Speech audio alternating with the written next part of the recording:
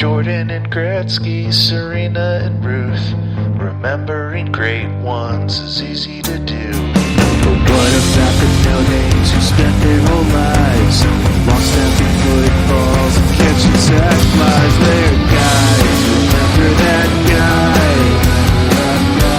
Remember that guy, remember that guy, remember that guy, remember that guy.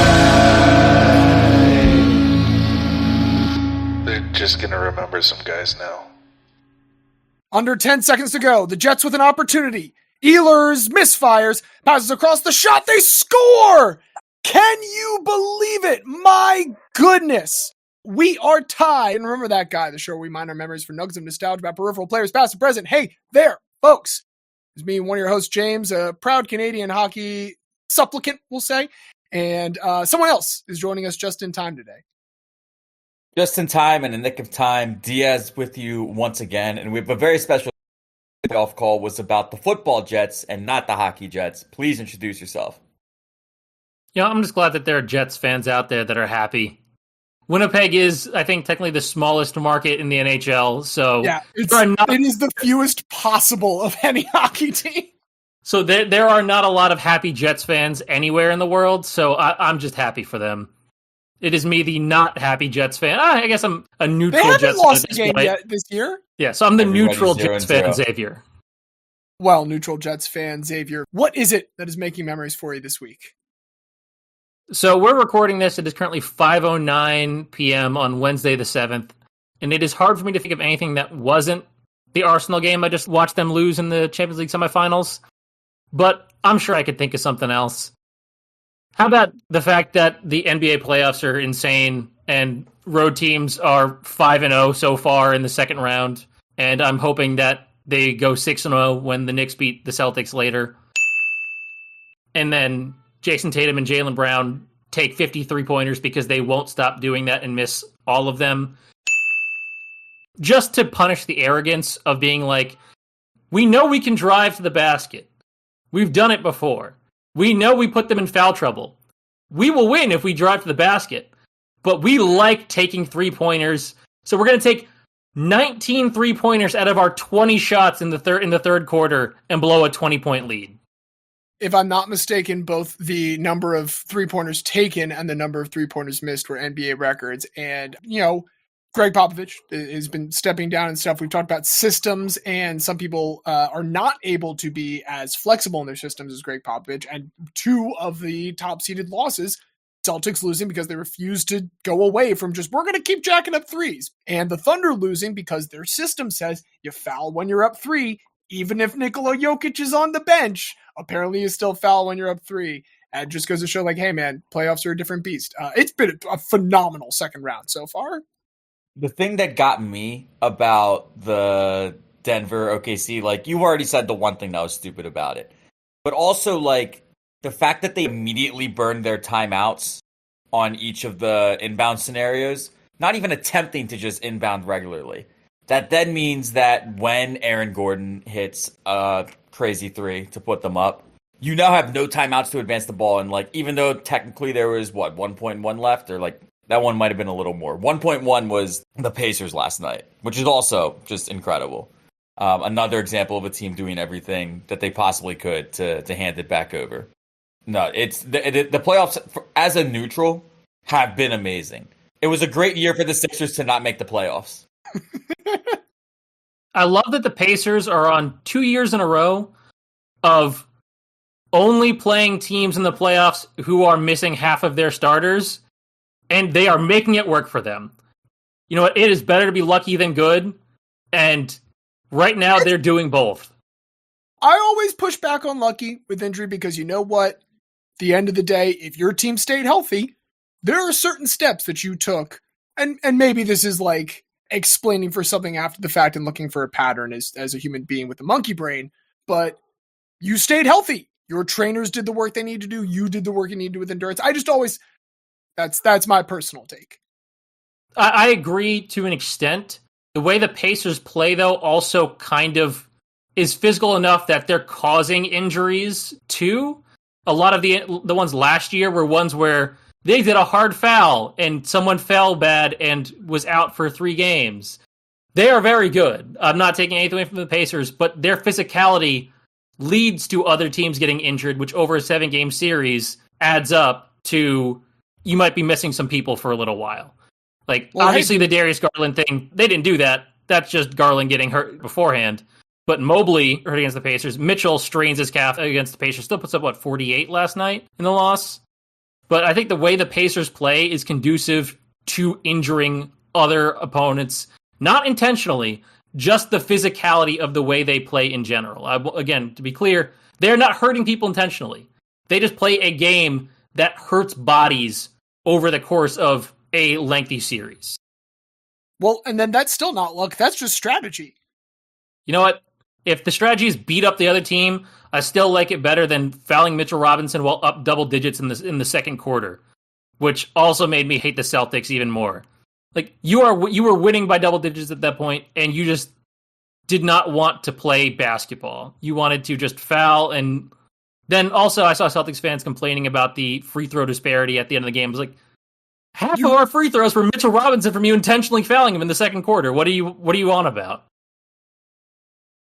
Diaz, as one of those neutral fans enjoying the NBA playoffs, is there anything in addition to that might be making memories for you? There is. So when this episode comes out, it will be MIA Lacrosse High School Championship Week. The semifinals will be on Tuesday. Final will be on Friday. I will be involved in the production for both of those broadcasts, so that'll be a lot of fun. And, the MIAA, for those who don't know, is like the best conference for lacrosse in the United States. There is a top 25 of nationally ranked high school lacrosse teams. 7 of the occupants are in the MIAA, which is just this one conference in Maryland. And obviously with that, there's some great all-time players that have played. And one of them that I learned about recently was Pat Spencer. Pat Spencer played at Boys Latin, dominated while playing there. Earned a scholarship to play for Loyola of Maryland, and became one of the greatest offensive players in NCAA history while he was there. He won the T. Warden his senior year, which is essentially the Heisman of college lacrosse. And he was the number 1 pick in the inaugural NLL draft. So a bit of a Jay Berwanger, if we will. And it's a lot more of a Jay Berwanger because he never played in the NLL. He instead had 1 year left of college eligibility, which he chose to transfer to Northwestern, averaged 11 points a game in his final season before finally graduating. And after that, because 11 points is a lot in lacrosse, but it's not a lot in basketball, which is the sport that he transferred to play, he went over to Europe to play for Hamburg and to play for the German pro basketball. He then signed with the Santa Cruz Warriors. And last year, he signed a full-time contract with the Golden State Warriors. And when Steph Curry got hurt last night, it meant that Pat Spencer, who looks exactly what you would imagine a 28-year-old lacrosse player to look like. He has just the funniest mustache. Like, it is so thick, with a 5 o'clock shadow to boot. But he comes in, he hits a couple buckets, plays 11 minutes, and, unfortunately, along with Xavier talking about how unfortunate injuries are, Steph Curry is going to be out for at least a week with that hamstring strain. And that means that a guy that 10 years ago was playing lacrosse for Boys Latin and also did play basketball while at Boys Latin, let's be clear. Didn't play basketball while playing lacrosse at Loyola, but did transfer in to Northwestern to play his one last season of collegiate eligibility. Now he's in the fucking NBA playoffs. And evidently, I missed that there were a couple fights that he almost got in, and the Rocket series, Alperen Şengün had a lot of beef with them, and, just exactly what you would expect from a smarmy lax bro from one of these elite Maryland schools. Kind of just laughed it off, didn't really care that a much larger man wanted to beat him up. But Pat Spencer, who knew we had a lacrosse player, an MIA lacrosse legend in the NBA playoffs? It's pretty amazing. Please look up a picture of Pat Spencer if you haven't seen. And he wears number 61, which is a hilarious number for a basketball player. He looks like every single person that wears a North Face vest in this city. Love the local connection. I've got a local connection in mind, but I've got a bunch of quick hits I'm going to try and race through. And if you will pardon the poor humor, it's apparently just the peak of racing season in every field that you can imagine. First off, one Maryland connection in the water. Katie Ledecky set her first world record in 7 years in the 800 meter, which was set back in the 2016 Rio Games, nearly a decade ago. That's the water. Let's turn to the road for a little bit. According to my weekend morning social media, F1 is happening. I'm not going to read all that, but good for you or sorry, whatever. I'm glad that is making people emotional one way or the other and that they're enjoying that. I learned recently of something called the 24 Hour of Lemons on the road. This is a play on 24 Hour Le Mans. It's a series of races that take place across the country. And the only restriction is it has to be a $500 or less car. You can spend more on the safety equipment. They have like very specific criteria of safety equipment that you have to fill out afterwards. And there are both rallies and 24-hour races and like 12-hour races all throughout the country. You cannot have spent more than $500 on the car. And I should clarify, they will let you, but they will give you some kind of insane penalty like you're starting at negative lap 629. The closest one to us is in Millville, New Jersey. It's in early June. I'm thinking about it. I'm going to see what I'm doing that weekend in early June. See some people drive some shit cars around there. In terms of things with tires, we do also have cycling season right now. Mostly I want to point out that the big Spanish Grand Tour, the Vuelta de España, specifically the Vuelta de España Femenina, it's still like way fewer stages than the men's Grand Tours are. I want to say it's 7 compared to, in the high teens, 20s for the Giro d'Italia, Vuelta de España, and Tour de France. But they have been a little less patronizing with the women this year in that a lot of the races, like the men's races, are ending on these really big climbs instead of just like flat sprints. For what it's worth in the men's, I mentioned to you all the Paris-Roubaix. That's the big cobble race. And today, Pogačar, the Slovenian who is going back to Millville, Mike Trout, the most famous Millville native, he's doing the thing where like most career war through this age, most career war through this age, most career war through this age. Today, Pogačar is the greatest cyclist right now and maybe of all time. So he raced the Paris-Roubaix for the first time ever, might have won it if he didn't like spill out on a curve that was truly just like, hey, he didn't know this course as well because it was his first time doing it. Still came in second by like a full minute over third. While he didn't win that, he has to this point won 7 of the 14 race days he has participated in so far in this season. It's fucking unreal. I'm not bored of it yet. We are getting to that point, but today Pogačar, insane. Anywho, today Pogačar, he's got a lot of horsepower. You know what else has horsepower, guys? Horses. Horses is indeed the answer we were looking for, Diaz. Sovereignty was the winner of the Kentucky Derby, which I found out there have been more Kentucky Derbies than Preaknesses. The Preakness is older, though. Kentucky Derby's just never missed a year. Here's why I wanted to bring this up. A lot of people, after the Derby happened, were mentioning, oh, it's incredible. Secretariats in the ancestry of every single one of these horses. Like, yeah, of course Big Red is. He's the greatest horse of all time. What we care about is how many of these horses are related to Stormcat, the horse that fucks. And thankfully, some local newspapers in Lexington did the work for me of peering through the pedigrees. 7 of the 21 horses that raced in the Kentucky Derby were related to Stormcat, who himself is a descendant of Secretariat. So that was the connection for Secretariat for many of them. Let's remember some horses real quick. We've got Publisher. We've got Tiz-tastic, Luxor Cafe, Neo Equus, which just means new horse, Citizen Bull, Final Gambit, and my personal favorite, Admire Daytona. That was the Derby. Very last thing that I want to mention. Last Saturday, the day of the Derby, there was another race going on in Baltimore. We're going back to the streets here, except we're also going to the water, and we're going in some sand and mud for a little bit. This is an all-terrain race. It's a very Baltimore-specific one, and I'm not sure if I've ever mentioned this to you all now, but I know I haven't talked about it too in-depth on the show, so I want to talk for a second about the Kinetic Sculpture Race. This has been going on for 25 years, and its basic tagline is a race of human-powered all-terrain vehicles.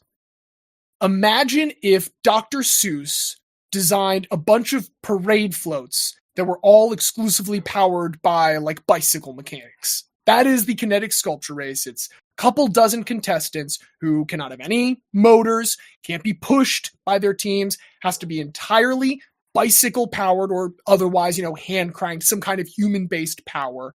And they race through the streets. They do have to stick to a very specific course. I will mention just again, going to remember that guy lore, there is a Rosie Ruiz rule. You cannot go off of the beaten path. You must stick to the course. But then eventually you do go off the streets. There are a couple of obstacle courses that they have to be able to tackle in order to qualify for the grand prizes. I got to take little baby to one of them, the harbor section, to see them enter the water and have to do like a lap around it, which is just an absolute shit show. It's the first of 3 shit shows. The next one is the sand pit, which most people are able to conquer there in Patterson Park, right by our home. And then the final one is the devastatingly difficult mud pit. Only about 10 conquered it this year. So they're the only ones eligible for the ultimate prize. There's a couple different prizes for this. There is the golden dinosaur for either the first team to break down or the best breakdown if there's one that the judges determined was like truly catastrophic enough to displant whoever was the first one to go down. But the main prize that you're looking for is full title, the very competitive, non-competitive category of awards Grand East Coast National Mediocre Champ. And that is awarded to, of the ones that finish all the way through and are able to conquer all 3 obstacles, the most middle average score of all finishing competitors. This year it was a large red tractor-looking float that won with the name Wheel Horse. There are people that are just racing to try and win. Like there is a prize you get for being the fastest, but that's not the grand prize. Grand prize is the most middle because this is a stupid, stupid thing. It's a very dumb thing in line with a lot of things that Baltimore does. And it is a reminder that ultimately, in my opinion, sports are about community in one way or another. Diaz, one of our hosts here, just competed in the Broad Street Run. Maybe that's not like a sport per se, but it is a community athletic-based event, just like this incredibly silly kinetic sculpture race. And I think this should be a reminder to anyone listening to us and to the 3 of us that the spectating and participating in these kinds of events in which we can cheer on and find love for our fellow human beings, at the end of the day, like, that is what we're here for. The reason why the Broad Street Run is the best race in America, I'm pretty sure at every mile, I saw people shotgunning on the side of the course. Not spectators, to be clear. Racers. Oh, are you saying you didn't? I personally didn't. It was a little too hot for me. Alcohol and heat don't really mix well for me. But I was in awe. It was a lot of fun to see. All of these things making memories for us, generally, except for Arsenal there, are pretty fun. But what I think is going to be even more fun is another second round, much like the second round of the NBA playoffs. We are returning now to May Madness, our tournament that we concluded the first round of last week, and we are going to try our very best to get all the way through the rest of it this week. Just a reminder, what we're looking at right now is a field that initially began with 68 participants, all inductees in the Hall of Guy, all seeded by the number of Wikipedia page views that they received in the calendar year 2024. 36 of them have been eliminated already. We are down to 32. We are in the round of 32. And we're going to go all the way through this round just to reacquaint ourselves before perhaps diving in region by region to get to our final champion. I might also have a curveball towards the end. We'll see. I don't necessarily want to put you guys on the spot. That's an absolute lie. I love putting the 2 of you on the spot. Let's go ahead and let's dive in. Gentlemen, are you ready? As ready as I'll ever be. Got to see who the ultimate guy is. We must discover who amongst these guys is the guy of guys. And we begin with 1 seed in the number 1 region, the former quarterback of the New England Patriots and of the Dallas Cowboys, who both times was supplanted by a younger, potentially more handsome. I hear people say that both Tony Romo and Tom Brady are handsome. I don't personally see it, but whatever. Supplanted by one of them during an injured period. That's Drew Bledsoe, facing off against number 9, Philadelphia's pitching Paul Arizin, more or less the originator of the jump shot, if I'm not mistaken, Diaz. That is our first matchup here. I mean, with all due respect to Paul Arizin, I will admit, I do think this one feels like a pretty safe win for Drew Bledsoe, unless anyone else feels very strongly about pitching Paul. I mean, I think my thoughts from last week are the same in that as a Jets fan, I kind of owe it to Drew Bledsoe as an apology for what we've done. So you know where my vote will be. Look, I'm fine with Drew Bledsoe advancing to the second weekend of this tournament. But I do just need to say, if you love Steph Curry, the arc started with pitching Paul Arizin. And with that, thank you for your run. And it is a protest vote. but I understand it's 2-1. The arc of his shot, much like the arc of his career, does eventually come to the end of the parabola. He has reached the end of his run here. Drew Bledsoe advances out of that one. A lot of much closer matchups, though, going forward, I think. I don't know necessarily how I lean on the next few of these. Still in the same region. Number 5 seed Marcus Camby, UMass Minutemen legend, longtime NBA journeyman, never been a champion before. Does he have a chance in this tournament? Well, to have a chance any longer, he's going to have to take on the 13-seeded French tennis legend and ultimate pun guy for this show, Guy Forget.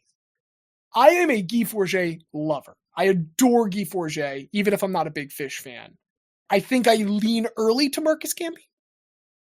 So the thing about Guy Forget is we had to have him win one round because of his name. But I think that runs out after the first round, because then we've already done, well, it's his name. We got that joke out of the way. Just rating them on guys. I mean, it's still Marcus Camby, the guy who was so mistreated by the world that we invented a banned from the hall forever rule. And I think that's important enough to outweigh a pun. That's true. I did forget 0-time All-Star Marcus Camby. Yeah, I guess like where I come down on this, James, is like if you were to, like, I understand you're leaning Marcus, but like tell me anything about Guy Forget except for he's a tennis guy who's named Guy Forget. So, I mean, the big thing was, like, it was his time for France in the international tennis scene, like his service to the country as a French tennis player. Like, that would be his big bit. And like, cool, he's an excellent doubles player. That means something. That being said, yeah, no, I mean, it's the bit about Guy Forget. I think that was enough for him to get a fun 13 seed win. I think this is like the UC Irvine team, happy to have gotten their 1 W and go home. And it sounds like we're all in agreement that Marcus Camby moves on forward. I might butt heads with you guys a little bit on this next one, but let's see. Let's see where we're all at. We now have the number 2 seed in this region who also advanced. Big Sexy himself, one of the longest tenured pitchers in MLB history, Bartolo Colon, going up against one of the most, in my opinion, vividly recalled images, at least in modern sports history. Brandi Chastain of the U.S. women's national soccer team. I do think like more people probably remember the name Bartolo Colon than Brandi Chastain. I'll totally admit that. I think you show that image to like most American sports fans, like regardless of what sport they are a fan of. I think if someone in this country calls themselves a sports fan, I think they recognize that image, even if they don't recognize Brandi Chastain. And that feels like as much of a application of Diaz your bar test as we've ever had. It's a tough one. Because I love Brandi Chastain. I love that photo. I talked about it last week about how iconic it is. But I do still have the Bartolo card right next to my desk. And I do still have his biography downloaded on my phone. So I think I'm still pro Bartolo on this one. Man, have I played myself by getting you that card? Yeah, I think you did. I think this is on you, James. Yeah, it sounds like it's up to you between Bartolo and Brandi. You know, I said it last week, I'll say it again. My 2 earliest formative sports memories. Michael Jordan, Game 6. Brandi Chastain celebrating, winning, with the winning shot in the penalty shootout. It has to be Brandi. It has to be Brandi. There we go. 6 seed, Brandi Chastain, getting the first upset, at least here, of the second round. She advances past Bartolo Colon, bringing us to our final of the 4 matchups from this first region. To start, we've got the 14 seed, very familiar with heartbreak and just NCAA tournaments in general. Let's see if he experiences some heartbreak again this time. That's Darius Washington Jr. going up during this peak of horse racing season against none other than Stormcat, the horse that fucks. And before we go any further, something I realized while, like, yes, I brought up the Stormcat story, and I'm very proud of it. I think it's an excellent bit. You were the first one to say Stormcat, the horse that fucks. And so while I've, like, buried the idea of Stormcat in your brain, you're the one that made that into the tick. I mean, I'm happy to know that. I'm glad that it's my own actions on this. Because my answer for this is going to be the same. You opened by talking about Stormcat's legacy still being here, and we have to honor that. This has to be Stormcat. Now, to be fair, we did bring up Stormcat's legacy this week. We did also bring up Darius Washington Jr.'s legacy last week. Yeah, but Diaz didn't talk to him, so it doesn't count. But I did get to see a byproduct of his fucking. So if this is a matchup about fucking, Darius Washington Jr., the college basketball player that fucks. I mean, it is an incredible line of Darius Washingtons that have fucked. We have solid evidence of 2 Darius Washingtons that have fucked. The third one, there is no DW the fourth quite yet. But I gotta think there's gonna be a day we're gonna be doing this podcast about 20, 30 years from now. And we're gonna say, yo, Darius Washington the fourth is playing basketball because Darius Washington the third fucked. And he fucked because Darius Washington Jr. fucked. I'm just saying, it is a family lineage. Just as much as there is from Secretariat down through Stormcat, there is through the Washington's Darius. If we look at this just as a matchup between Stormcat and Darius Washington Jr. on the backs of their own resume, Stormcat, I'll remind you, did not have a good racing career. Very brief, a little bit of a flash at the beginning, but due to injuries was kind of limited. And yes, his genes have led to numerous winners, multiple Triple Crown winners since then have traced their lineage back to Stormcat.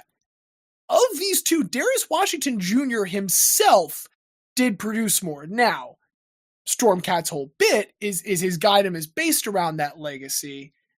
Here's how I'm going to look at this right now, looking at the seeding. Either one of them is going to get fucking blown to pieces by Brandi Chastain next round, in my personal opinion. I kind of want Darius Washington Jr. to get to go a little deeper than Stormcat. Me personally, I think I'm going to vote Darius Washington Jr. here. Diaz, do you go with the college basketball player or the horse that fucks? I think the college basketball player that fucks is going to go a little deeper yet, and I think he is going to advance. Darius Washington Jr. on to the Sweet 16, and we are on to our next region. This time it is Swaggy P himself, Nick Young, the 1 seed, the creator of the confused Nick Young face. Sorry, it's the confused Swaggy P face on knowyourmeme.com. My apologies. As well as the bricked 3-pointer GIF. 2 iconic pieces of internet lore. They are going up against the Boise State legend, probably the only Boise State running back I know the name of other than Ashton Genty, Ian Johnson. I think it's got to be Swaggy, personally. Again, I love Ian Johnson. He's very nice. An incredible story. But it's Swaggy P. He is the star. He is Swaggy P. Yeah, it's Swaggy P. We're trying to make a little drama here every once in a while, but this one is Nick Young as we continue on with another tough 5-13 matchup. Pits the bonerhead himself, Fred Merkel, longtime baseball dead ball. Well, no, I guess he was live ball era, but not super live, still black and white and whatnot. Old-timey baseball guy, Fred Merkel, who, I will remind you, not really responsible for the boner. That was just some chicanery from the Chicago Cubs. He is going up against none other than Diaz, your, how do we say, doomed boxer, I guess, Kim Duk-Koo. I can't think of a better, more artful way of saying. He died in the ring, and he died in the ring supporting his family, and now we'll see whether or not he can survive this matchup against Fred Merkel. I mean, this is another one where, look, I love Tim Cook. Don't get me wrong. But, Merkel's boner is probably the first most famous play in baseball. You would say, that's before Babe Ruth's shot heard round. Okay, yeah. I was if we were talking about where the rankings are now, I would put the Babe Ruth. I would put a number of them ahead of them now. Okay, but you're saying he's the first one where it's that play has a name. If you are a person who knows the history of baseball, the first notable single play, going back in the timeline is that exactly. I think something we're going to run into as this tournament continues is there will be matchups like this one wherein maybe we prefer the story of a Kim Duk-Koo a little bit more. If we're trying to evaluate exclusively on guidom, and if we're trying to evaluate exclusively on notoriety of that guy, this does, I feel go to Fred Merkel. And if I'm not mistaken, Xavier, you're going to tell us that you, in a lawyer way, are recusing yourself from this because you are unfamiliar with Mr. Merkel. No, not that. I'm just I don't have strong feelings on either of those, so I am just deferring to your decisions on this one. So Fred Merkel gets 2.5 votes and Kim Duk-koo gets a half vote because Xavier splits the ballot. That's fine. Still means an advancement for Mr. Boner, Fred Merkel, as we advance to another one here where I think we're running up against that same thing I just described. Our personal affection for a guy coming up against the notoriety and the fame, even if it is a cult fame of some guys. Because now we've got the only NFL fullback to have also turned his post-playing career and mid-playing career into a spot in the overall realm of tabletop RPG in the internet world as a whole. That's Johnny Stanton IV. He is squaring off against the Jamaican men's bobsled team, the only 15 seed. There were two 15 seeds that advanced. My apologies. However, I do think this is the 15 seed that has a better chance of a Cinderella run because Johnny, if you happen to be listening, you're a delight. You're one of our favorite guests. We absolutely love you. You are going up against the Jamaican men's bobsled team. They've got their own movie. Johnny, as far as I know, doesn't. So I'm fine lifting Johnny up a bit here. Okay. So I was going to make the exact same point, but with the opposite logic. I love Johnny, but he doesn't have a movie made for him. So like Not I got not yet exactly. So I gotta bow down to the group of individuals that does have a movie made for them, dramatized though it may be. And I see some cool running on into the Sweet 16 from the Jamaican bobsled team. It's the very first time that we made an exception and allowed a team of people in versus an individual. There's a lot of importance with that. And Johnny, great looking guy out in the world of LA. Not out of the question that he has a movie someday. But today, I think I agree with you, Diaz, as we advance the Jamaican men's bobsled team. Brings us to the final matchup of the second region. This is one I do not think takes quite as much discussion. Diaz, is there anything you would like to say about 11 seed Herb McGee before I reveal his opponent, just in his favor? He's a Philadelphia institution. The Philadelphia institution, the shot doctor, Herb McGee, as the 11 seed, coming up against the 3 seed Bobby Bonilla. It's a brick wall. Yeah, I mean, listen, when Herb gets to the line, he's still going to knock him down. But, I mean, with Bobby Bonilla, just as the Jamaican bobsled team has a movie named after them, Bobby Bonilla has a day named after him. And we just have to acknowledge that.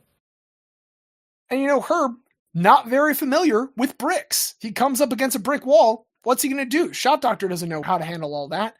And so, unfortunately, this is the end of Herb McGee's run. We do let Bobby Bonilla advance. We continue on to the third region. This is an interesting one, and another one I'm not entirely sure how it's going to play out, though I definitely have a leaning. The 9 seed, Bobby Plump, the Indiana basketball player who helped inspire the story of Hoosiers, one of the foremost sports movies in American cultural history. However, he is going up against a titan of Canadian cultural history in that of hockey legend and donut coffee guy, Tim Horton. Easy. It's Tim Horton. We all know it. This is easy. I don't want to dismiss Bobby Plump by saying it's easy. I do want to dismiss Bobby Plump by saying I believe Tim Horton eventually wins out. But I don't want to smack talk Bobby Plump here. Hoosiers is great. Listen, Bobby Plump also has a restaurant that he runs. And he didn't sell out like Tim Horton did. He didn't take the money and run. Bobby's Plump's last shot. Now, if you'll recall the story of Tim Horton, he was still involved in the restaurant when he died of a tragic drunk driving accident. So that is why he is no longer involved. It sounds like he doesn't run the chain anymore.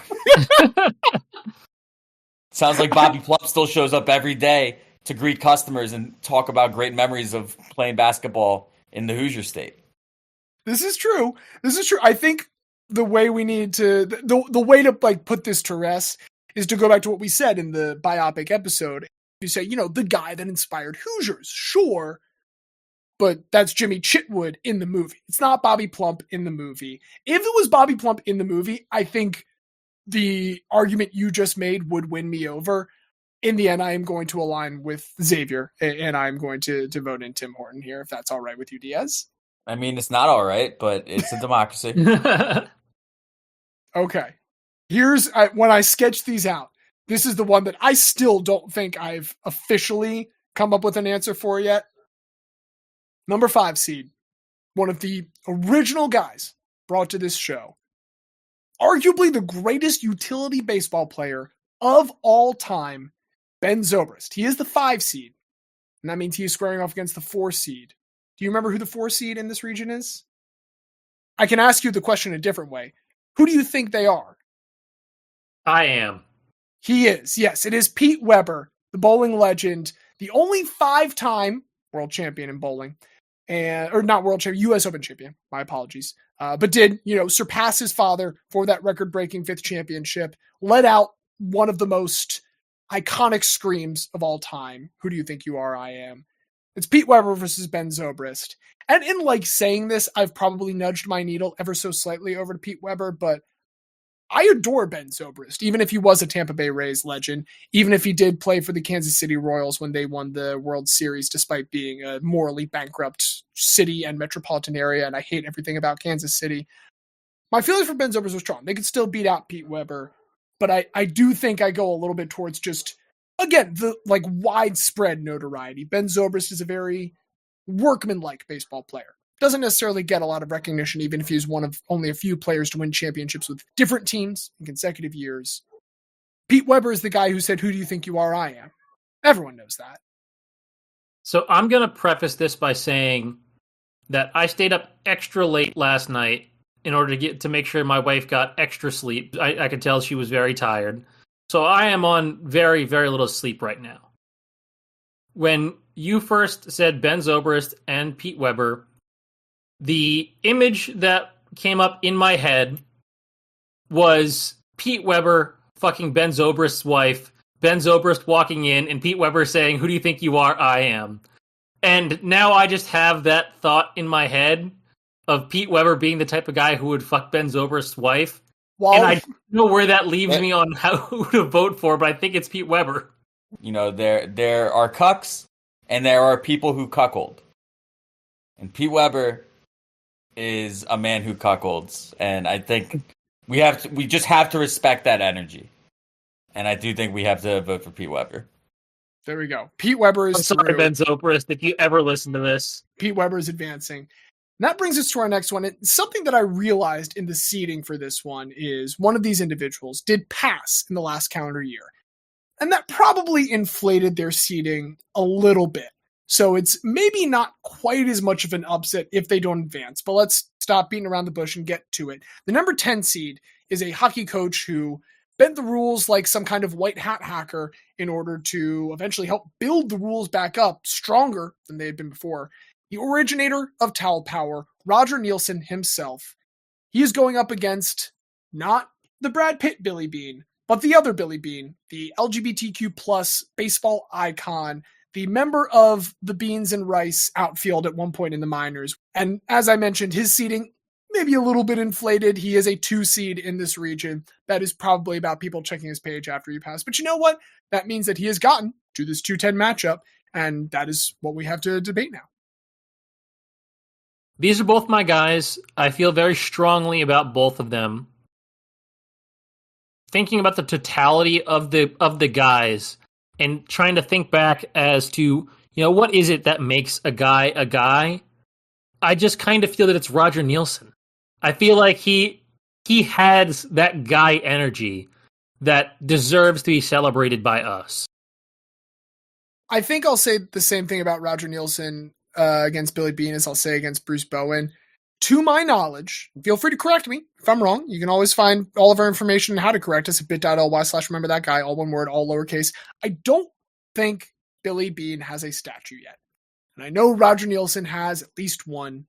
Maybe it's not going to see any playoff towels hung for some time because the Vancouver Canucks probably won't make it back to the playoffs for a while because they kind of suck. But that's okay. Roger Nielsen doesn't. I think I agree with you, Xavier. I think this is Roger Nielsen's matchup to lose. I will always vote for a Flyers legend, especially if he's a Flyers legend from a time where I cared about the Flyers. Well put. So that is an upset. We've got one more potential upset here involving a Philadelphia legend. We'll start with the higher seed this time. Jamie Moyer, 45 in his final season, maybe the only older pitcher than Bartolo Colon in this field that we have of competitors. Jamie Moyer is the 3 seed. He is your Philadelphia legend. But he's going up against someone that might just be able to skate by him at the last possible second. And that is your 6 seed Australian speed skater, Stephen Bradbury. And the thing that I just want to say in Stephen Bradbury's defense starting out here, Stephen Bradbury was at one point the best speed skater in the history of his country.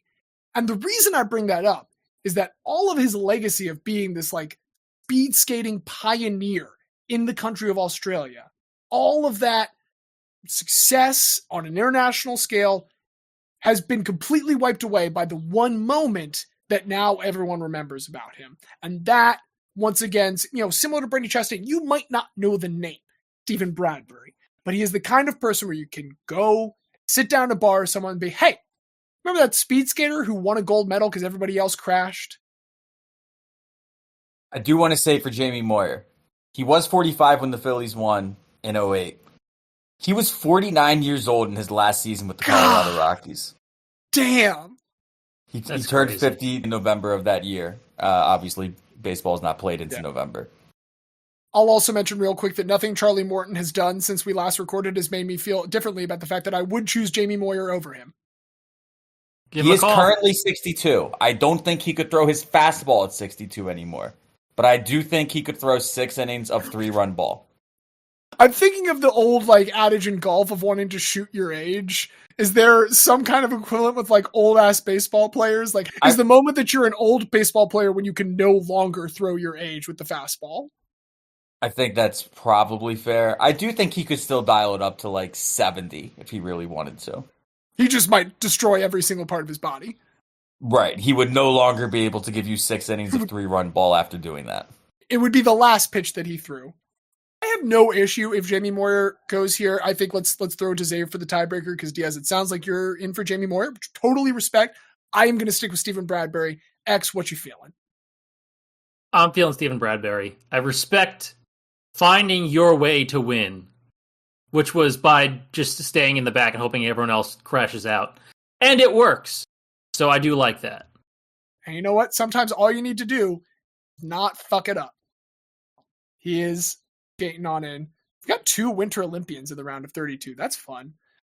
We also have one more matchup involving 1 seeds as we move to our final region here for the round of 32. The 8 seed going up against this 1 seed is the Greek basketball legend from New Jersey, Nikos Gallus. He's an all-time great shooter, and he's got shooters out there who are standing for him as an all-time great, period. Not needing any kind of qualifications about Greek or international or anything like that. They think Nikos Gallus is the greatest of all time. I can entertain that. However, the question is not whether he's the greatest of all time. It is whether he is a greater guy than the 1 seed, the tennis player that got stabbed by a fan of her opponent, Monica Seles. This is tough. This is really tough. I want to go first on this one. I need someone else to start. I think, if we're doing the bar test, then I guess it depends on where the bar is. Because if it's in Athens, then it's definitely Nikos. But if it's I'll push back for a second. If it's in Athens, I think they'd be insulted that we're referring to him as a guy. That is totally fair. Nikos Gallus is not a guy. In Athens, Nikos Gallus is one of the greatest of all time, if not the greatest. He's in the Mount Rushmore of Greek basketball. Even if Greece wasn't racist and you got Giannis Antetokounmpo up there, you probably still get Nikos Gallus on the Mount Rushmore. I mean, let's do it in our heads real quick. You've got Giannis. You've got Vasilis Spanoulis. Yep. You've got Nikos. Nick Kalaitis, maybe? I feel like, Xavier, you named a 4th guy last week whose name is escaping me right now. So there's Spanoulis. There's also, what's his name? Diamantis?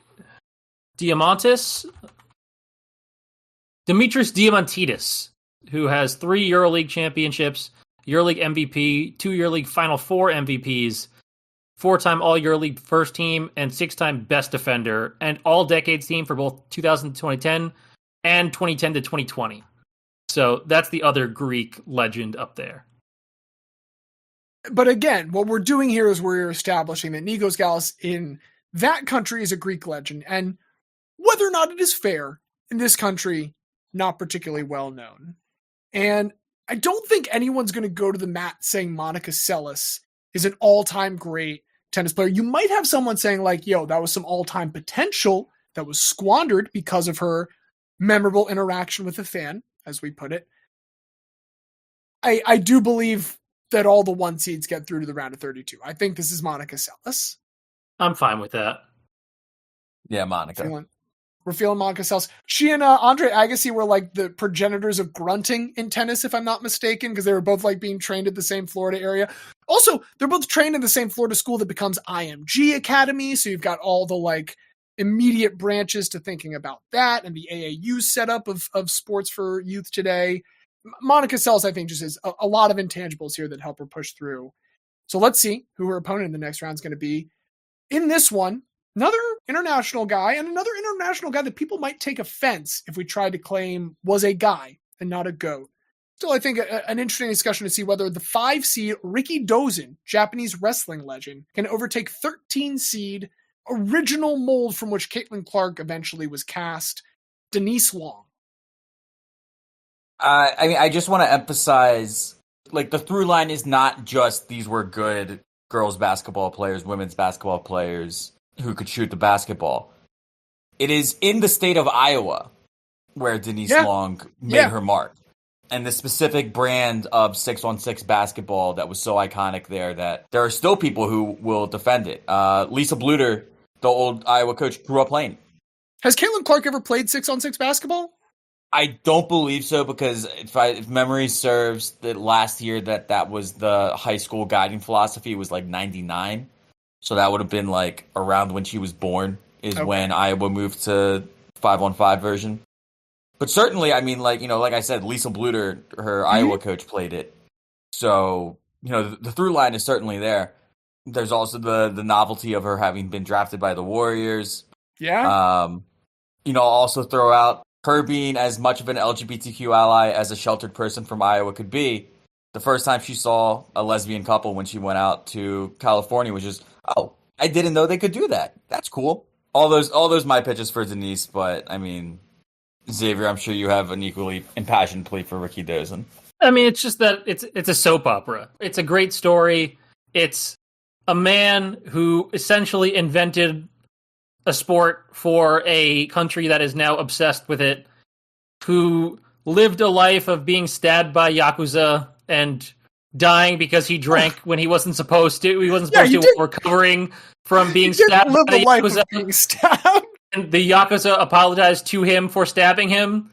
And also, again, came down from heaven in a video game because he's that influential that they just had to have him as a secret character who descends from heaven.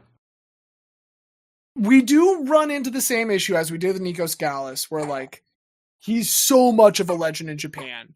And that is very memorable. And he is known by a lot of people. He's a well-known guy, but maybe they would quibble with Guy. However, this is another one where, like, I'm looking at the potential matchups for the next round, and it does intrigue me a little bit to have the stabbing victims go against one another. So I think I got to send Ricky Dozen through to the next so he and Monica Seles can square off in a little bit.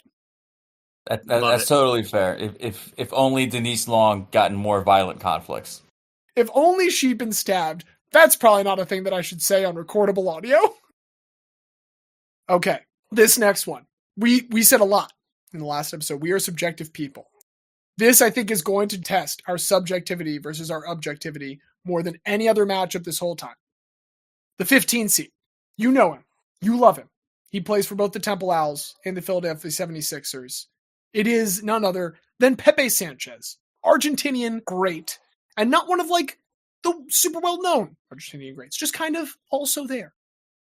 He is going up against the Music City Miracles conductor, and then one of the most unfortunate figures in that franchise's history, the Doctor, Kevin Dyson.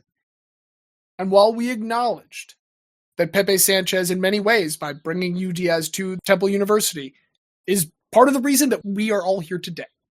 This is another one of those images similar Brady Chastain, where I think the Titans player that comes up just short of the goal line is memorable enough that I am going to try and look past my bird-based love of the owls and of all other feathered beings.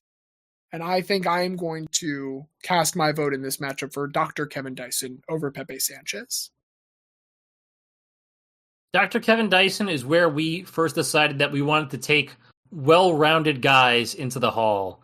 And we spent a significant period of time talking about his post-football educational career. And I think he may have also been the catalyst for creating the plaques, if I remember correctly.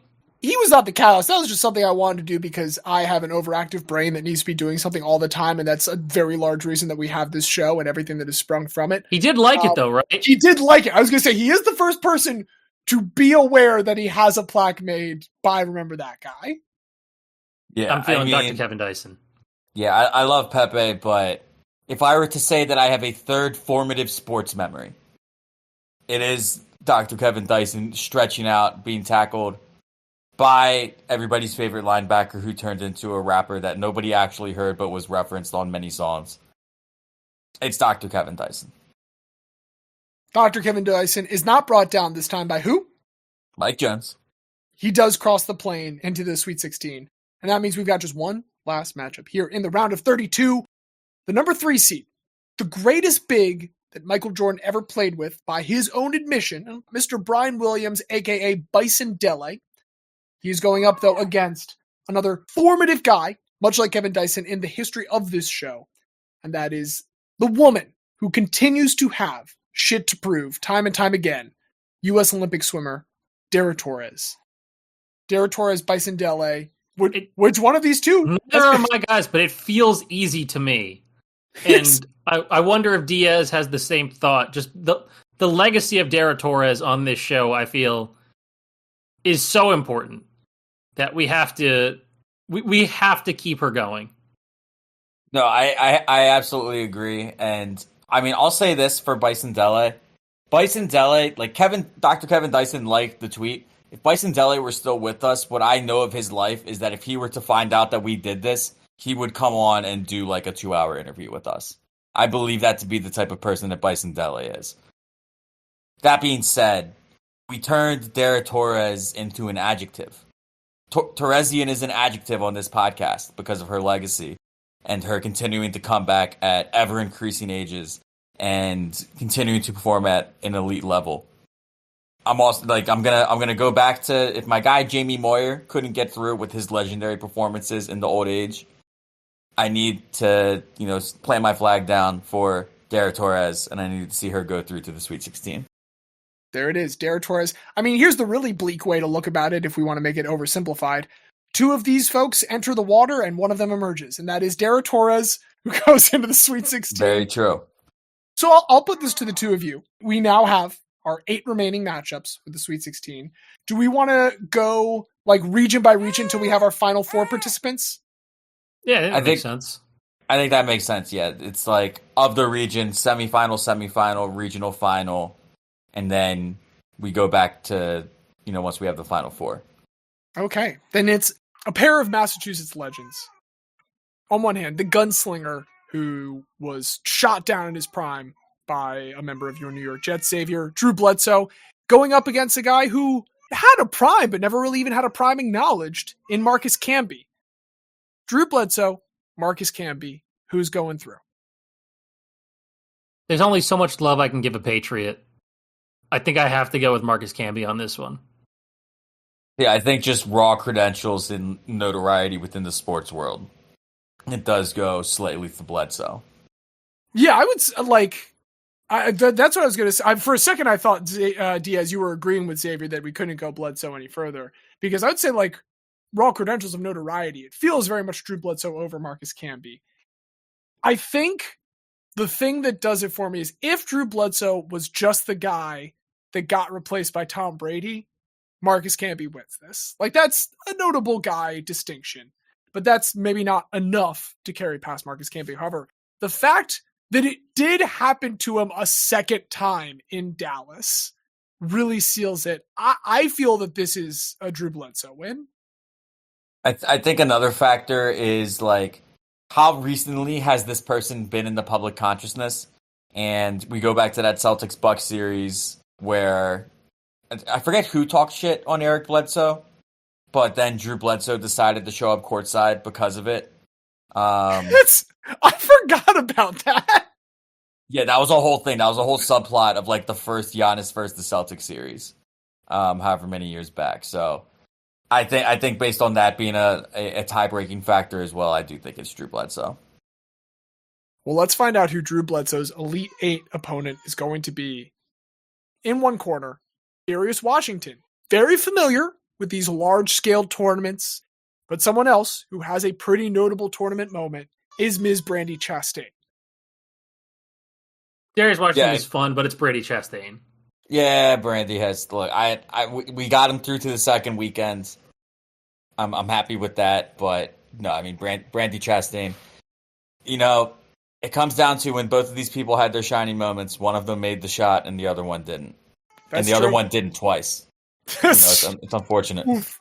Yeah, I mean, I think we're going to find in this round is a lot of fun runs ending, and then next round we've got a lot of like, I don't know what the fuck to do with this matchup. But I agree, Brandy Chastain continues on here to the Elite Eight. And I mean, here we go. Here's the first of those matchups where I don't know what the fuck to do about it. Trying to get out of this first region. Drew Bledsoe, Brandy Chastain. That's what it's all come down to in region number 1. Truly, I do not know. I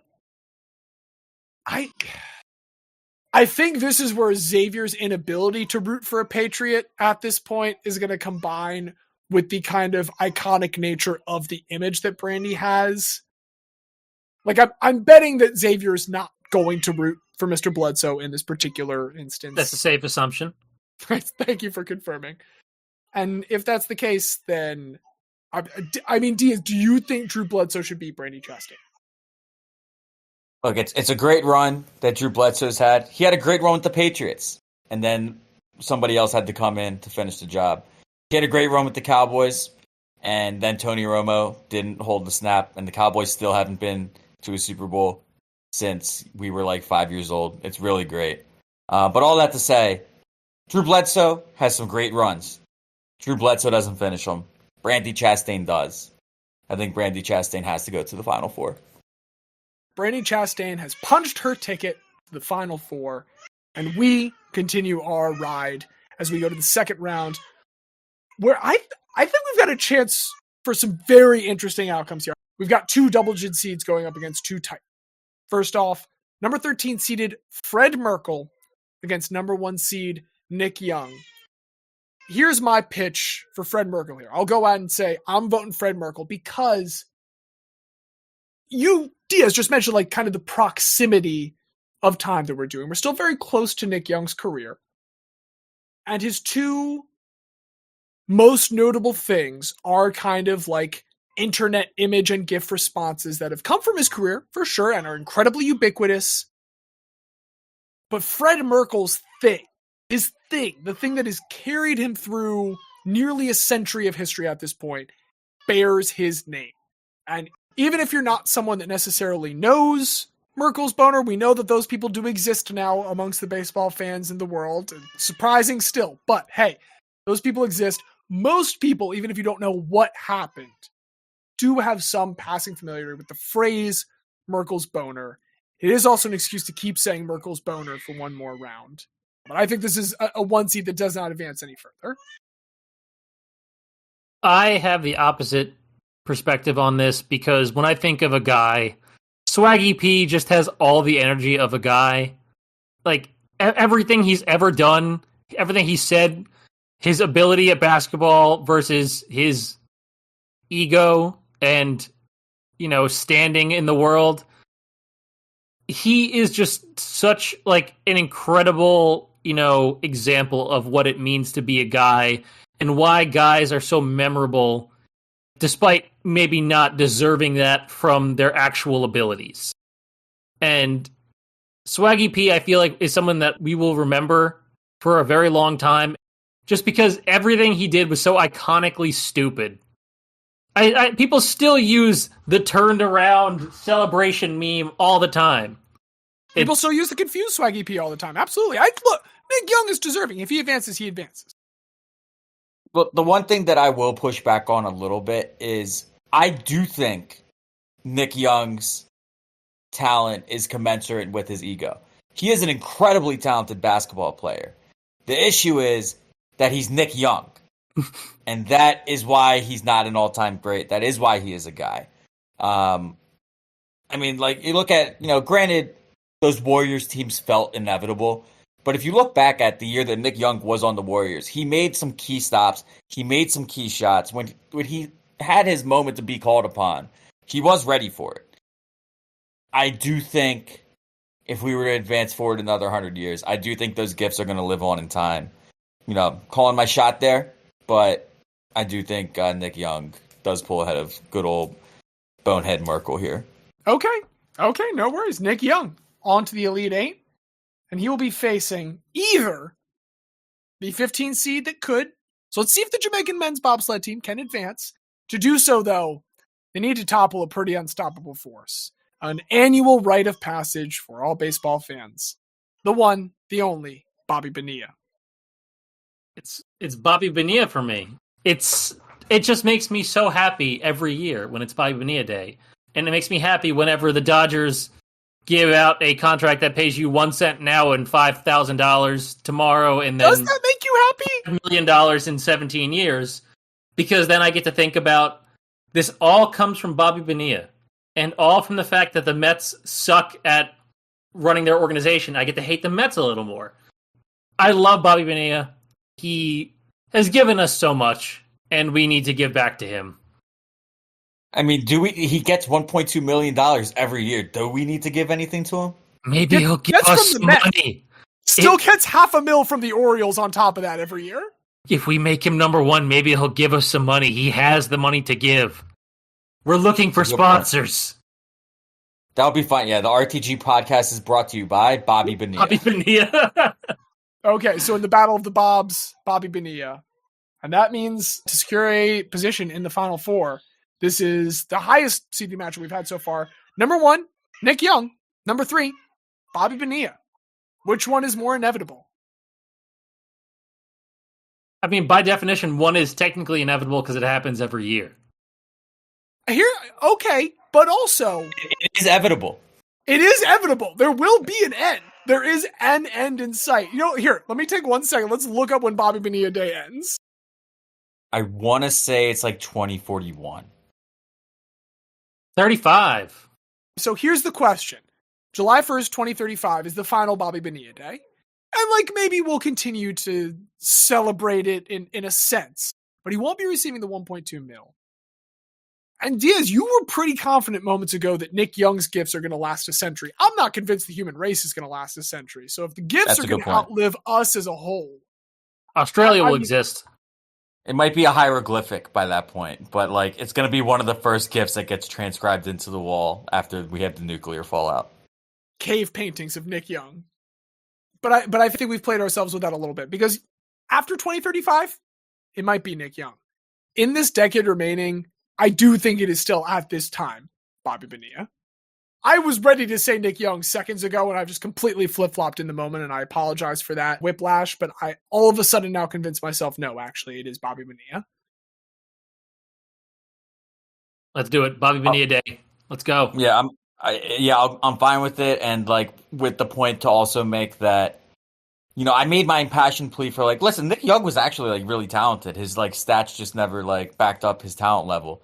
Bobby Bonilla stats did back up his talent level. He was a very good baseball player. That's why, a team was willing to pay him so much money that it's over 30 years still $1 million each year. He deserved the initial contract he got from the Mets. Fully. It is unfortunate that then the Ponzi scheme of one Bernie Madoff did turn that into one of the largest albatrosses in sports history. Guys are created by circumstance, and I think circumstance in this place has landed us our second Final Four participant with Bobby Bonilla. So let's move on to the next region.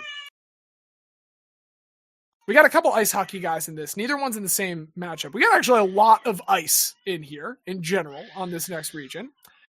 Number 1 seed, Tim Horton, is going up against the only person not involved with ice, though maybe involved in some powdered things. Pete Weber. Pretty brutal. God. I think we see another 1 seed toppled. I think number 4 seed Pete Weber beats out Tim Horton. Was Tim Horton married? Can I get tired enough to picture Pete Weber? Tim Horton was married. Tim Horton was totally married. And look, Pete Weber bursts into a Tim Hortons, demands a small coffee, and immediately starts fucking Tim Horton's wife. Yeah. Both of these guys, this is a very interesting look. They both have demons, both have some substance abuse issues. It's tragic that Tim Hortons ended as soon as it did. His career, his life, all of that, his story. Pete Weber's story, given what he said, could have very easily ended early that same way. But Pete Weber hung on. He continues to be remembered. He hung on long enough in his career to have that moment that everyone remembers. I'm sticking Pete Weber. Not for the cuck reason this time. Not for the cuck reason this time. Yes, no, I was going to say, who do you think you are? I am. Obviously, his super iconic quote. His second most famous quote does work well for this caricature that we made of him as a person that just goes around cucking other people and having sex with their wives. Whether you loved me or hated me, you watched. That's all you could do. That is an amazing quote for a cuck. We have come all the way back to cuckoldry. And we have come all the way to our next matchup. Roger Nielsen, Stephen Bradbury. Roger Nielsen, the coach, the rule breaker, the rule builder. Stephen Bradbury, the guy that won a gold medal because everybody in front of him crashed. I would say I lean Roger.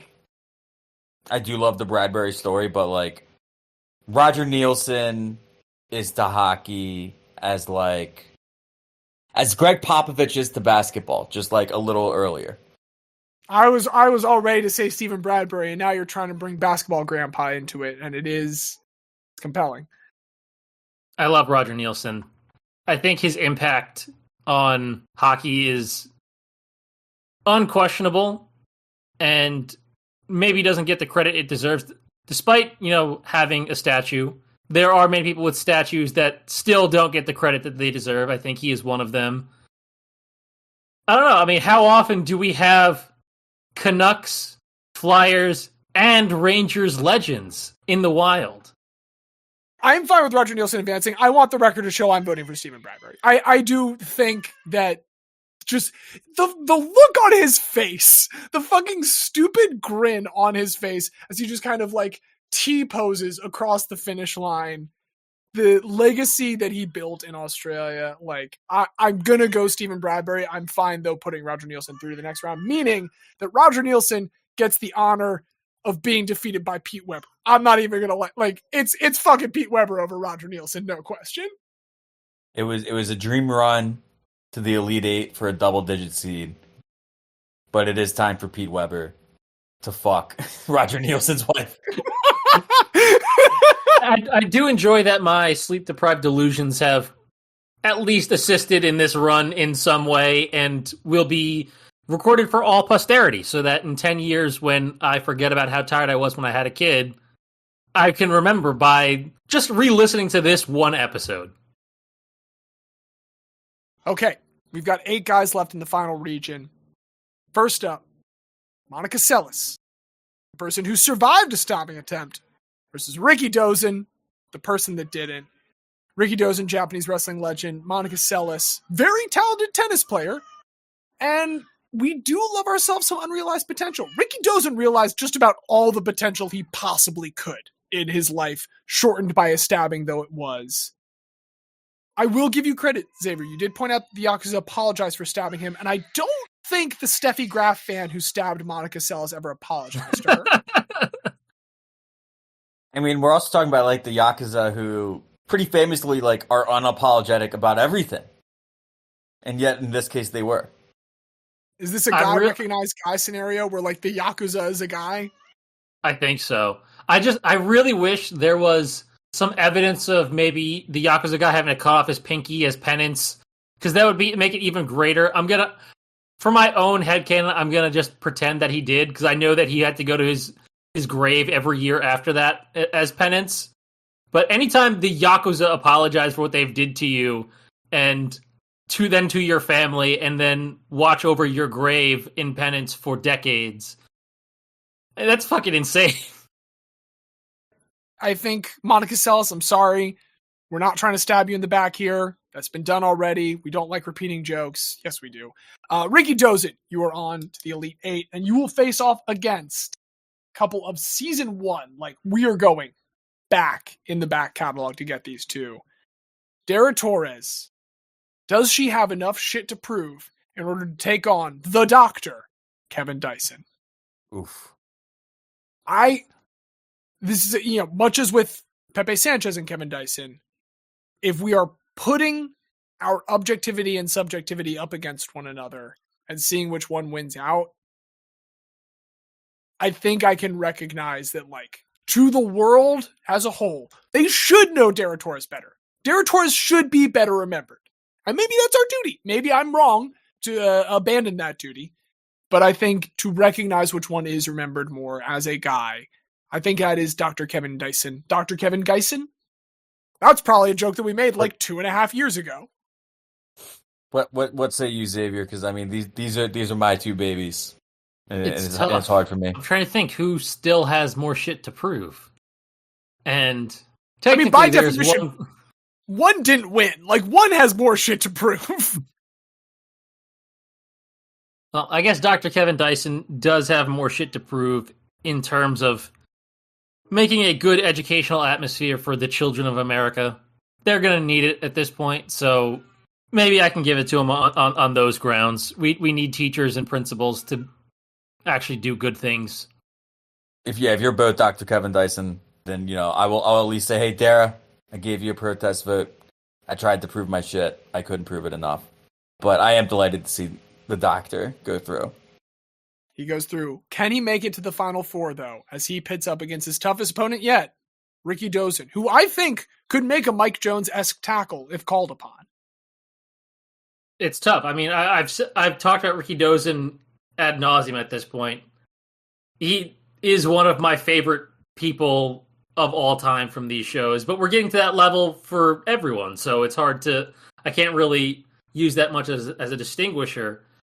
But just of the two, I still like Ricky Dozan more. I've said what I can say about him. That's where my vote will be going, regardless of what happens after this.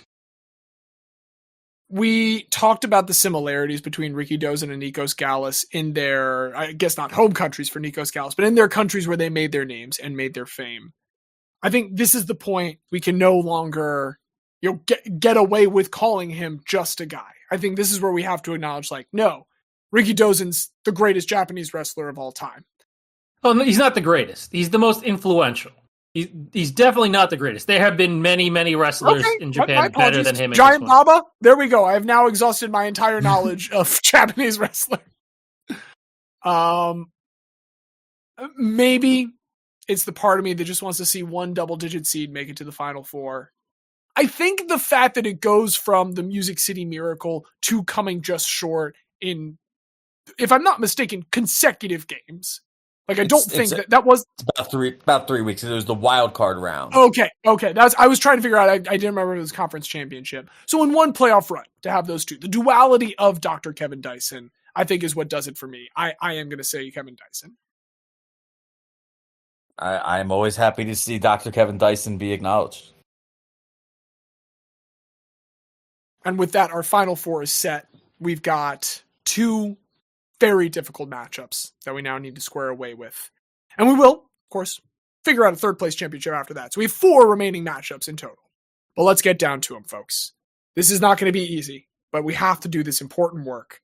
And the first important job that we have is to determine who between the 6th seed U.S. women's national soccer team legend Brandi Chastain and noted fucker of wives Pete Weber advances in our first Final Four matchup. I mean, this is really where it's going to be a test of Pete Weber's cucking abilities, because sure, it's easy for him to cuck men's wives, but will he cuck a woman's husband? How dedicated is he to this game? I need to find something out right now, and I wonder if James is looking at the same thing. Jerry Smith. The answer is Jerry Smith. That is the name of her spouse. It is a guy. So wait, Will Pete Weber fuck Jerry from Rick and Morty? I think he would pretty easily dominate.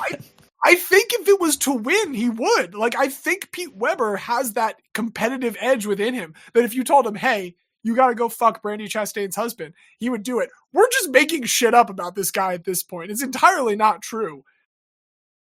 Gary Smith is one of the greatest women's soccer college coaches of all time. He's coached for 40 years at one school and one champion. He won the D1 championship.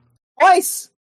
11-time West Coast Conference champion. 549, 179, and 71 for his career as a coach. So you're saying he's not interested in fucking Pete Weber? Probably not. I think he's like perfectly content with just being one of the greatest coaches of all time and that's being married to a crazy women's soccer to legend. just find out that way that this guy is one of the greatest college soccer coaches of all time. Is the Brandi Chastain sports bra picture more iconic than Who Do You Think You Are, I Am? That's the ultimate question. Does the image beat the line? I think it is. I do think it is. As much as the line is important, I feel like the line is important in America, and the picture kind of went global because of the situation it was in. Okay. Yes? It's really tough. I think like it depends on what lens you look at it through. Like if you look at it through like a internet niche lens, which like I feel like we certainly occupy, like Pete Weber is probably the winner from that lens. But if we look at it through a just true like contribution to sports, deserving of being remembered, then it's Brandi Chastain. So I am torn. I think I lean Brandi, but if I were to hear an impassioned plea for Pete, it could sway me.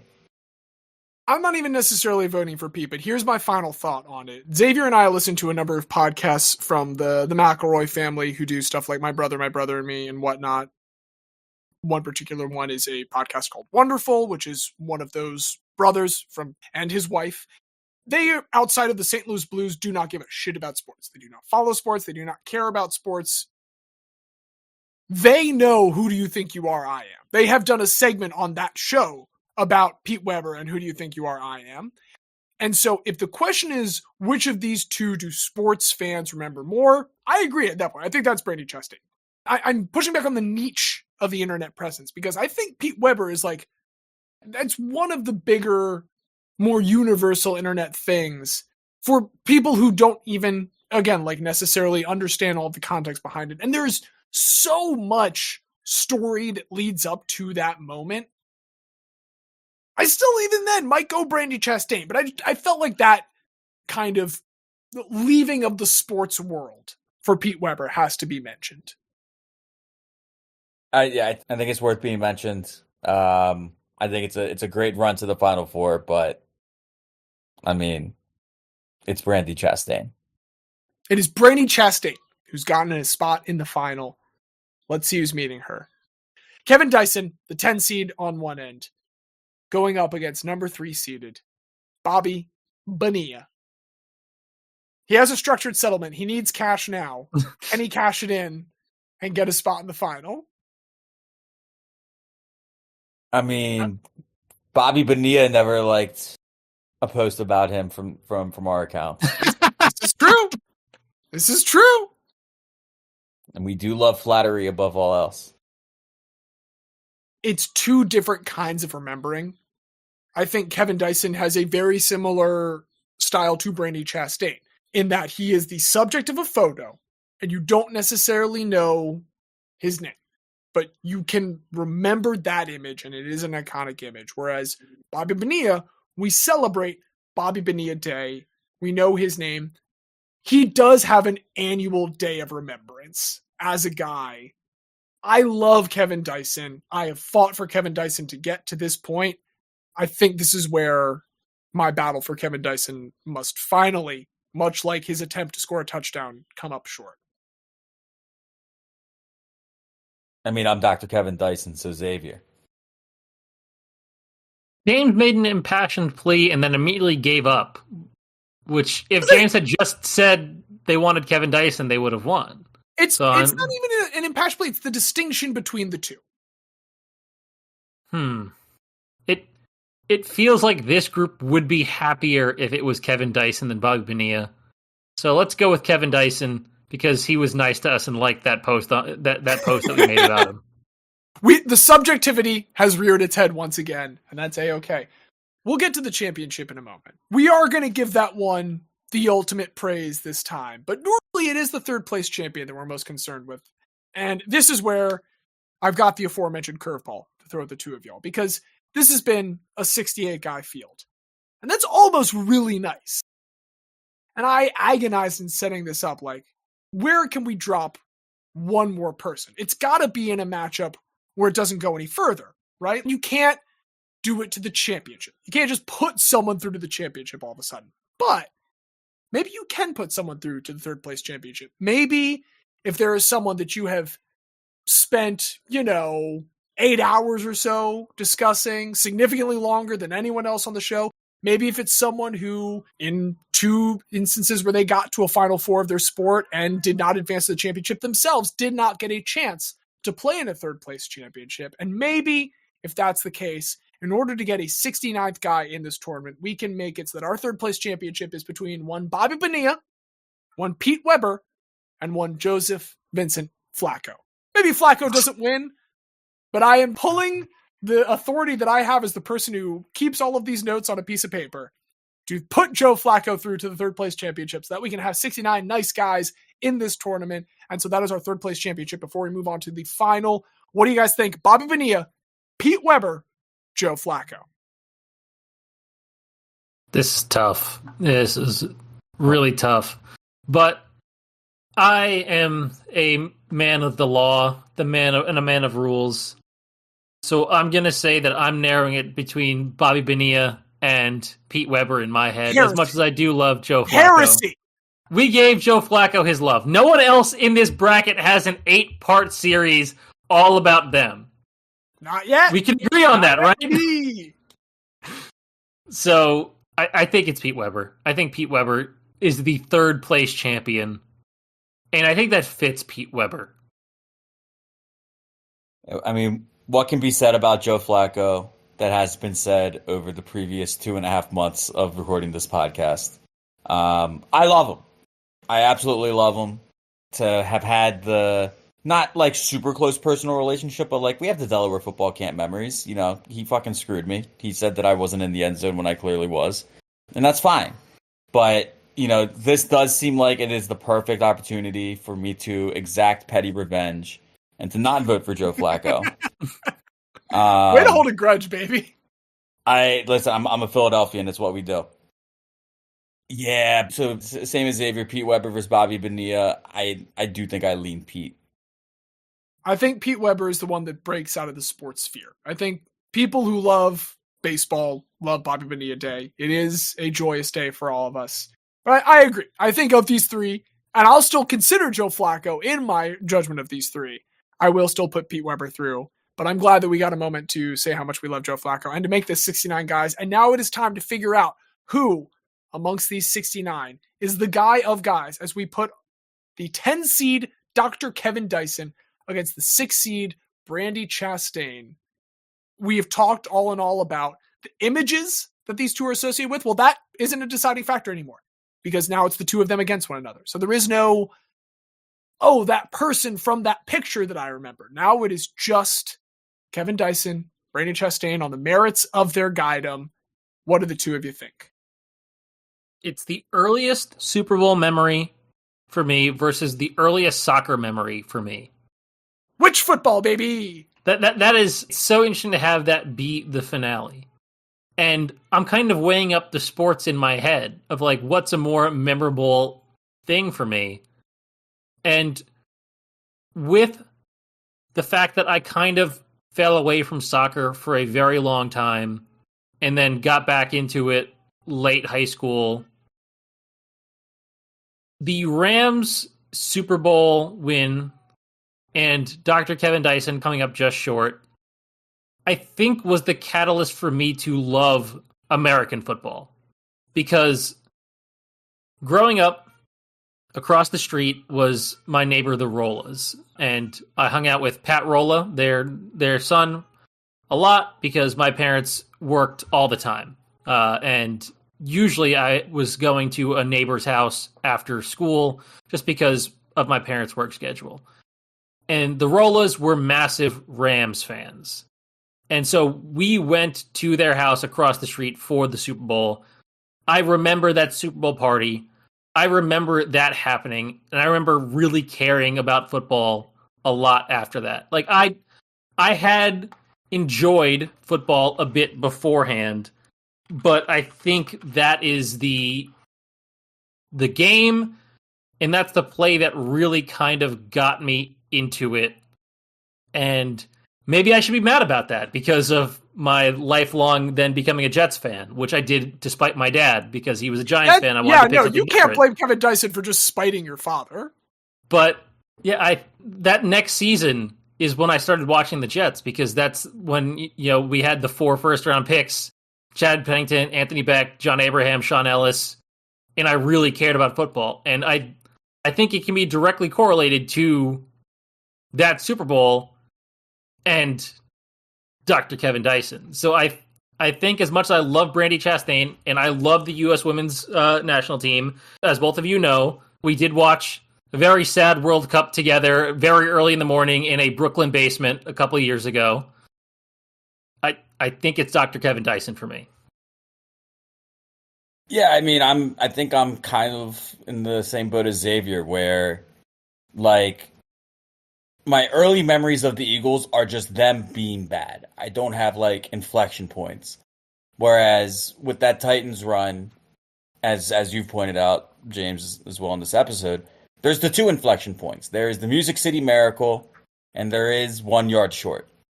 And they are both such iconic moments in NFL history. They are formative memories for me as a football fan. And this is not a vote against Brandi Chastain. I have no negative things to say about Brandi Chastain. But the impact that Dr. Kevin Dyson had on us as young football fans, and the impact that he continues to have on young children in the greater Nashville, Tennessee area as the principal of the school, the name of which I do not remember right now. Dr. Kevin Dyson, showed us love.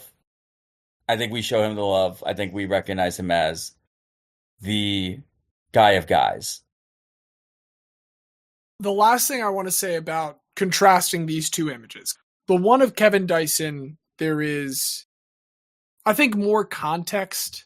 There is a player tackling him. You can see what he is trying to do and what he is failing to do. There is more of a story being told in that moment, whereas the Brandi Chastain photo, and I'm saying this is a positive, it is a primal thing. It is one person standing out there, typically with just the sea of red fans in the background. That's like all you can see in the couple different angles of that shot. You don't know who they're playing. You don't know what just happened. And it's just her. You just see the thrill of victory. Brandi Chastain stands alone in that moment. And I am happy to stand alone in this moment voting for Brandi Chastain. I think that if I were to have my way, she would come through. But this is democracy. And democracy is spoken. I love democracy. And I love Kevin Dyson as well. So I am proud to announce that at the end of our first ever May Madness tournament, Dr. Kevin Dyson is your guy of guys. Congratulations to Kevin Dyson. Congratulations to all of us for getting through this incredibly silly and pointless exercise. But hey, that's the whole point of this show. And we do hope that you join us next week to continue this show as we start diving back into some more fun guy presentations that we have for you. I'm looking forward to a slightly reformatted season, as again, we have children now. We will put up this whole bracket so that you can see and relive the path that Kevin Dyson took here. You'll be able to find all the places where you can get that at bit.ly/rememberthatguy, all one word, all lowercase. Hey, if you disagree with any of the decisions we made, feel free to let us know. You can find all the ways to do so at bit.ly/rememberthatguy, all one word, all lowercase. We want to say thanks to producer Craig for making this episode possible. and all the coders behind him for making Craig possible. We want to thank our musical director, Don Ham, for that lovely theme music. Most of all, we want to thank you, dear listener, for joining us on this. We do sincerely hope you will join us once again. But until we begin our subsequent season next Monday, I have been one of your hosts, James. I have been the very special guest, Xavier. And I'm Diaz, and as Doug Collins once said, if he's the ultimate guy, why are they remembering them again next week?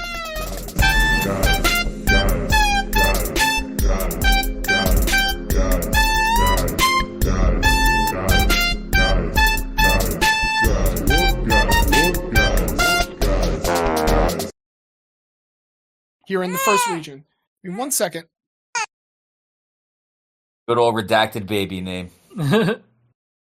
That's the things that he or she or they do.